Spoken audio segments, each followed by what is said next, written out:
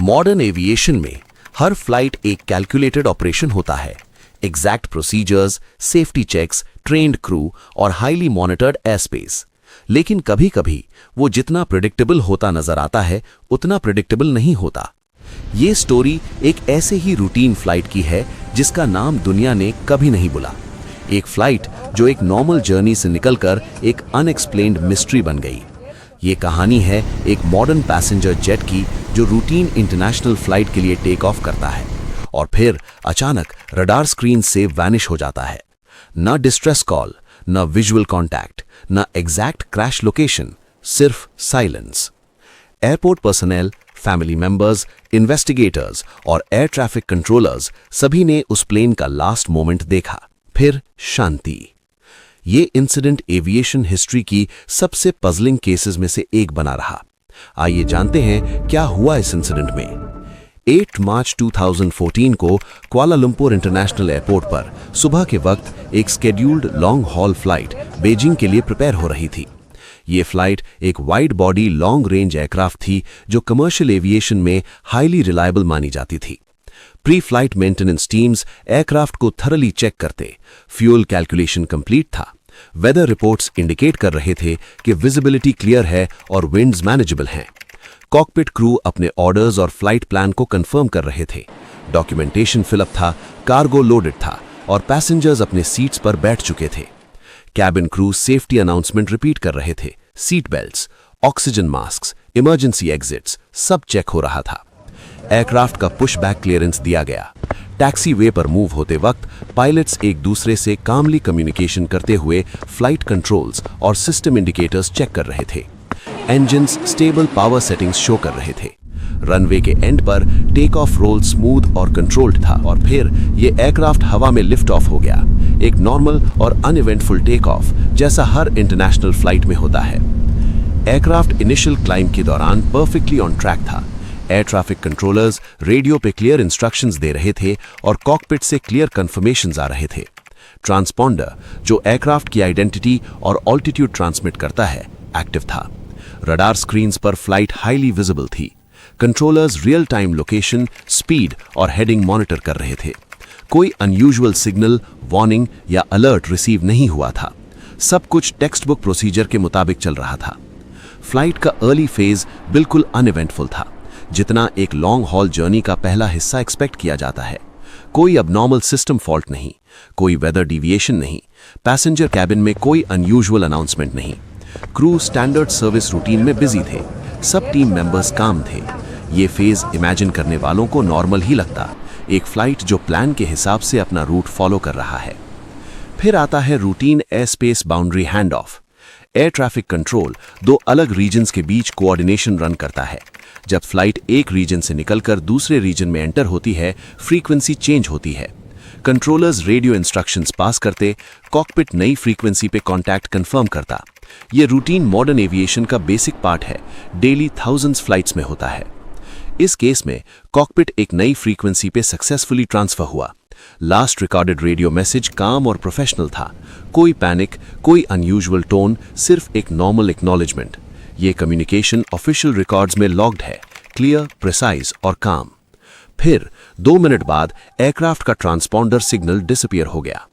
Secondary civilian radar पर flight का digital tag अचानक वैनिश हो गया। कंट्रोलर्स पहले अज्यूम करते कि शायद ट्रांसपॉन्डर मैलफंक्शन हुआ हो। ट्रांसपॉन्डर मैलफंक्शन रेयर होते हैं लेकिन पॉसिबल। कंट्रोलर्स रेडियो पर रिपीटेड कॉल्स करते, डेटा लिंक कॉन्टैक्ट अटेम्प्ट्स होते, लेकिन कोई रिस्पॉन्स नहीं, साइलेंस। अनएक्सपेक्टेड, सब कुछ अनयूजुअल लगने लगा। कंट्रोलर्स अलर्ट्स एक्टिवेट करने लगे, लॉस्ट कम्युनिकेशन स्टेटस डिक्लेयर हुआ। Next air traffic control region के कंट्रोलर्स अटेम्प्ट कर रहे थे कॉन्टैक्ट एस्टैब्लिश करने की, पर सब कंडीशनल अटेम्प्ट्स फेल हुए। एयरक्राफ्ट एक्सपेक्टेड पोजीशन पर विजिबल नहीं था। सब एंगल से मॉनिटरिंग कंटिन्यू थी, पर कोई सिग्नल नहीं मिल रहा था। बाद में ऑफिशियली रिलीज्ड इन्वेस्टिगेशन समरीज में मेंशन हुआ कि military primary radar recordings examine किए गए। प्राइमरी रडार डिजिटल टैग से अलग होता है। ये रॉ रिफ्लेक्शन डेटा कैप्चर करता है। उस डेटा के बेसिस पर एक अनआइडेंटिफाइड एयरक्राफ्ट ट्रैक डिटेक्ट हुआ जो ओरिजिनली प्लान्ड रूट से डिफरेंट था। ये एयरक्राफ्ट ऑपोजिट और अनयूजुअल डायरेक्शन में मूव कर रहा था। फ्लाइट पाथ कंट्रोल्ड जैसा लगा, एक स्टेडी और स्टेबल हेडिंग चेंज के साथ, जो इंडिकेट करता है कि एयरक्राफ्ट एयरबॉर्न और स्ट्रक्चरली इंटैक्ट था। ऐसे टर्न्स एक एयरक्राफ्ट सिर्फ तब लेता है जब कॉकपिट कंट्रोल एक्टिवली यूज हो रहा हो। ये रैंडम ड्रिफ्ट जैसा नहीं लगता, बल्कि इंटेंशनल डायरेक्शन चेंज जैसा सिग्नल देता है। एयरक्राफ्ट मले पेनिनसुला क्रॉस करते हुए अंडमान सी की तरफ मूव हुआ, रडार कवरेज से बाहर हो गया। ये वेरिफिकेशन लेटर इन्वेस्टिगेशन रिपोर्ट्स का एसेंशियल पार्ट था। इस पीरियड के दौरान एयरलाइन ऑपरेशन सेंटर कॉकपिट से कॉन्टैक्ट एस्टैब्लिश करने की रिपीटेड अटेम्प्ट्स करता रहा, मल्टीपल चैनल्स, डिफरेंट फ्रीक्वेंसीज और ऑटोमेटेड मैसेजिंग सिस्टम्स के थ्रू, लेकिन कोई कंफर्म्ड रिस्पॉन्स रिसीव नहीं हुआ, कोई वेरीफाइड डिस्ट्रेस ब्रॉडकास्ट नहीं हुआ। ये डिटेल ऑफिशियल लॉग से कंफर्म्ड है। स्केड्यूल्ड अराइवल विंडो पास हो गया, पर फ्लाइट कभी रीच नहीं हुआ। कॉन्टैक्ट विंडो एक्सपायर हुआ, फिर फुल इमरजेंसी अलर्ट ट्रिगर हुआ। फर्स्ट रिस्पॉन्डर्स साउथ चाइना सी रीजन में search and rescue operations deploy करने लगे। रडार, सोनार और विजुअल वर्क शुरू दिए गए, लेकिन इनिशियल आवर्स में कोई floating debris, oil slick, emergency beacon signal, कोई भी कंफर्म्ड एविडेंस नहीं मिलता। इन्वेस्टिगेशन टीम सैटेलाइट डेटा और कम्युनिकेशन लॉग्स को पैरेलल एनालाइज करती रही, और यहां पे एक की डिस्कवरी होती है। एयरक्राफ्ट का सैटेलाइट कम्युनिकेशन यूनिट, जो कभी-कभी इंजन परफॉर्मेंस और सिस्टम हेल्थ डेटा ब्रॉडकास्ट करता है, डिसअपीयरेंस के बाद भी ऑटोमेटेड हैंडशेक सिग्नल्स एक्सचेंज करता रहा। ये वॉइस मैसेजेस नहीं थे, सिर्फ एनकोडेड टेक्निकल पिंग्स थे, और ये सिग्नल्स एक ग्लोबल सैटेलाइट नेटवर्क के पास रिकॉर्ड हुए थे। ये डेटा सैटेलाइट ऑपरेटर और इन्वेस्टिगेशन एजेंसीज के टेक्निकल लॉग से वेरीफाई हुआ, और इंटरनेशनल इन्वेस्टिगेटर्स ने इसको टाइमलाइन रिकंस्ट्रक्शन में यूज किया। स्पेशलाइज्ड इंजीनियर्स और एनालिस्ट्स इन हैंडशेक इंटरवल्स का डॉपलर एनालिसिस करते। डॉपलर इफेक्ट से सिग्नल फ्रीक्वेंसी शिफ्ट कैलकुलेट करके एयरक्राफ्ट और सैटेलाइट के रिलेटिव मूवमेंट का पता लगाया जाता है। इस मेथड से एयरक्राफ्ट का अप्रॉक्सीमेट डिस्टेंस आर्क मैप किया गया, जिसे पिंग आर्क के नाम से रेफरेंस किया गया। ये आर्क्स दो पॉसिबल कॉरिडोर्स सजेस्ट करते हैं, एक नॉर्थ डायरेक्शन और एक south direction.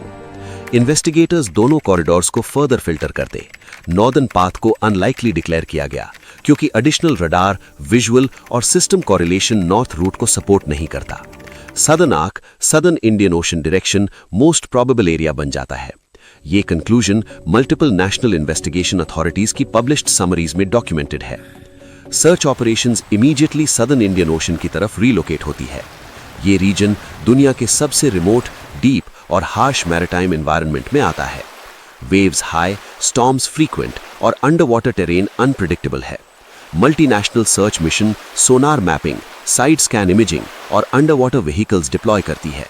Search area systematically grid pattern में स्कैन होता है। ये एफर्ट्स एविएशन हिस्ट्री की सबसे एक्सटेंसिव और कॉस्टली सर्च मिशंस में गिनी जाती है। महीने और महीने पास हो जाते हैं, लेकिन मेन रैकेज लोकेट नहीं होता। सोनार रिटर्न्स ब्लरी रहते, कोई स्ट्रॉन्ग आइडेंटिफिकेशन नहीं मिलती। वेदर कंडीशंस और डेप्थ कॉम्प्लेक्सिटी सर्च को हिंडर करते हैं। इन्वेस्टिगेटर्स और सर्च पर्सनल कॉन्फिडेंट है, प्रोसेस चल रहा है, पर कॉन्क्रीट ब्रेक थ्रू एब्सेंट है। फिर एक सिग्निफिकेंट डेवलपमेंट होती है।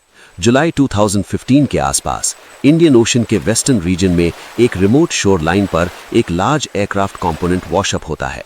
ये पार्ट एक विंग सेक्शन में से एक पीस है, known as a flapper on. Structural identification और मैन्युफैक्चरिंग कोड्स एनालिसिस के बाद इंटरनेशनल एविएशन अथॉरिटीज कंफर्म करती हैं कि ये पीस मिसिंग फ्लाइट से कंसिस्टेंट है।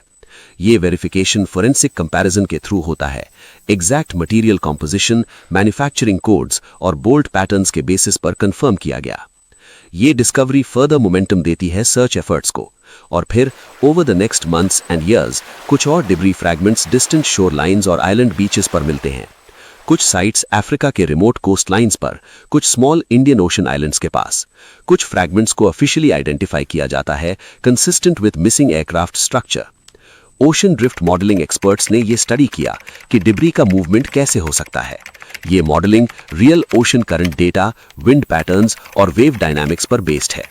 ये सिमुलेशंस शो करते हैं कि डिब्री सदर्न ओशन एंड से निकलकर एक्सटेंडेड ड्रिफ्ट पैटर्न्स फॉलो कर सकता है, और वो फ्रैगमेंट्स डिस्टेंट लैंड्स तक पहुंच सकते हैं। ये analysis official drift study reports में पब्लिश्ड है। इस स्टेज पर इन्वेस्टिगेटर्स कुछ वेरीफाइड पैटर्न्स ऑब्जर्व करते हैं। फ्लाइट ने प्लान्ड रूट से सिग्निफिकेंट डिविएशन की। एयरक्राफ्ट का कम्युनिकेशन कट हुआ अर्ली स्टेज में। सैटेलाइट हैंडशेक सिग्नल्स हावर्स तक रिकॉर्डेड हुए और debris consistent ocean drift pattern support करता है सदर्न ओशन एंड हाइपोथेसिस को। लेकिन बिगेस्ट क्वेश्चन व्हाई अभी भी अनआंसर्ड रहता है।